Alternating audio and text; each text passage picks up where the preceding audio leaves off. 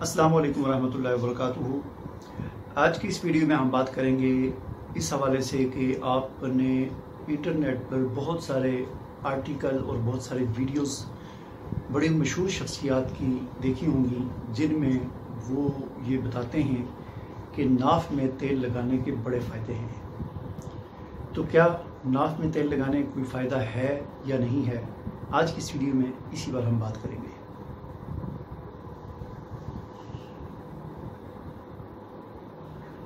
तो क्या नाफ में तेल लगाने का कोई फ़ायदा है भी या नहीं है, ये मनगढ़ंत बात है। आज की इस वीडियो में इसी पर मैं बात करूंगा, तो चलें बिस्मिल्लाह करते हैं।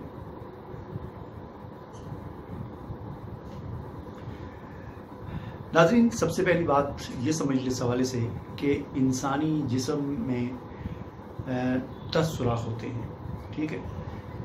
2 आँखें हैं, 2 सुराख ये हैं, 2 कानों के 4, 2 नाक के 6, 1 मुंह का 7 और 2 इंसान की शर्मगाहों के पेशाब पखाने के लिए 9 और 10वां सुराख इंसान की नाफ में, ठीक है। अब ये 10 सुराख होते हैं इंसान के जिस्म में, यानी जिन्हें हम बड़े सुराख कह सकते हैं। वैसे तो मसाम तो होते हैं पूरे जिस्म में, तो ये बड़े सुराख होते हैं 10। जब इंसान अपनी माँ के पेट में होता है, रहमदानी में होता है, तो वहाँ पर बाकी सुराख जो है वो समझ लें बंद होते हैं। मुंह बंद होता है, आंखें बंद होती हैं, कान जो हैं वो भी अल्लाह ताला ने ऐसा सिस्टम बनाया हुआ है, सारे सुराख बंद होते हैं वहाँ पर, ठीक है।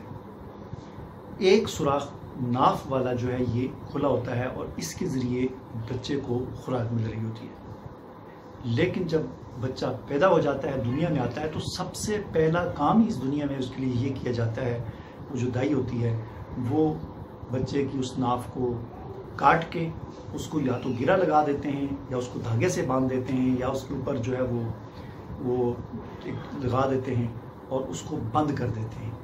और फिर 2-4 दिन के बाद या हफ्ते बाद या 15 दिन बाद वो ज़ख़म आहिस्ता आहिस्ता ठीक हो जाता है और वो सुराख हमेशा के लिए बंद हो जाता है।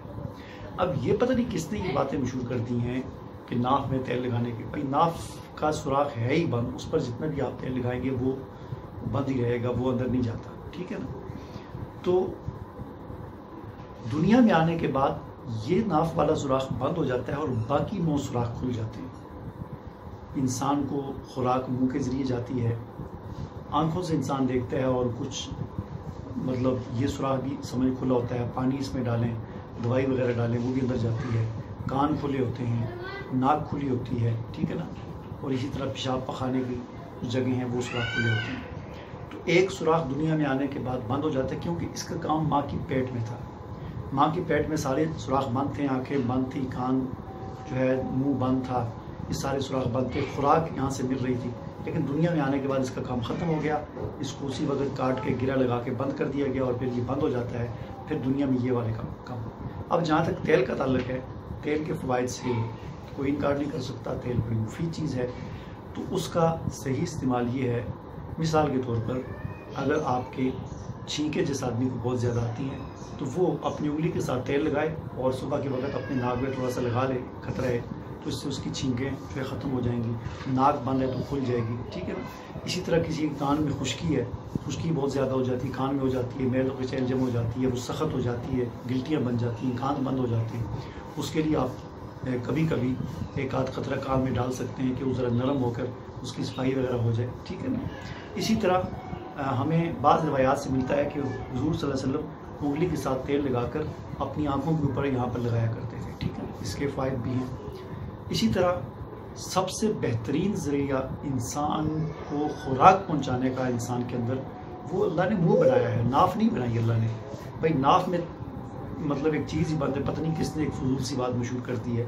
खुराक इंसान के जिस्म के अंदर जाने का बेहतरीन ज़रिया और सबसे बेहतरीन ज़रिया इस दुनिया के अंदर अल्लाह ताला ने मुँह बनाया है। लिहाजा आप तेल नाफ में डालने के और इस मनगढ़ंत बातों के पीछे पड़ने के, आप एक चम्मच तेल उठा के ना अपने मुँह में डाल दिया करें।